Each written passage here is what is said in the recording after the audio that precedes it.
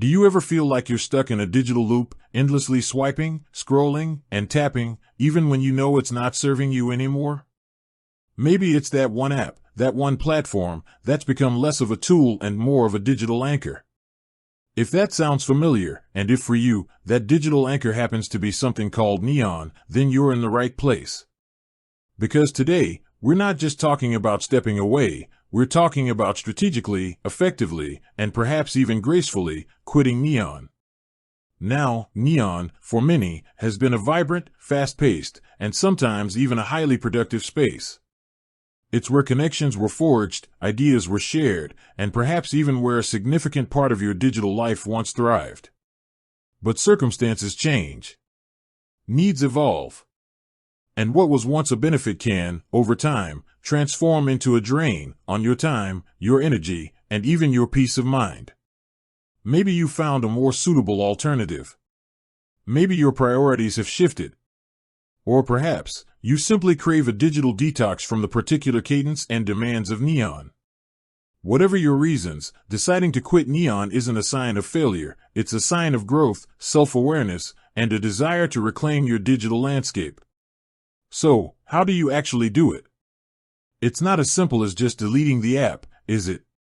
Well, it can be, but to truly quit Neon in a way that sticks and doesn't leave you feeling tethered, we need to think beyond just uninstalling.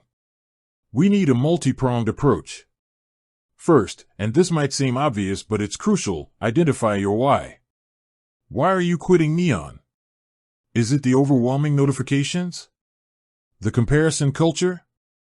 The time drain? Pinpointing your core reasons will serve as your motivation when the inevitable pull to check back in arises. Write them down.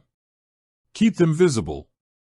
Next, manage your expectations and inform your connections. If your presence on Neon was significant, a sudden disappearance can be disruptive. Consider posting a farewell message, letting your connections know you're stepping away and where they can find you if you wish to maintain those relationships on other platforms. This isn't about seeking permission, but about professional courtesy and managing potential fallout. The technical steps are straightforward. Locate your account settings. Depending on whether Neon is an app, a website, or a service, the exact path will vary, but generally, you'll be looking for account settings, privacy settings, or security settings. Within these, look for options like deactivate account, close account, or delete account. Understand the difference. Deactivation often means your account is hidden but recoverable, while deletion is typically permanent. Choose the option that aligns with your long-term goals. Before you hit that final button, download any data you wish to keep. Many platforms allow you to download your content, messages, or other data. Don't overlook this step if there's anything you might regret losing. Finally, and this is perhaps the most challenging part, fill the void. If Neon was occupying a significant chunk of your time, what will you replace it with? New hobbies? More time with loved ones? Learning a new skill? Proactively planning how to reallocate that time will prevent you from falling back into old habits. Consider setting screen time limits on your device to reinforce your decision. Unfollow any accounts that link back to Neon to avoid accidental engagement. Quitting any digital platform is a journey, not a one-time event.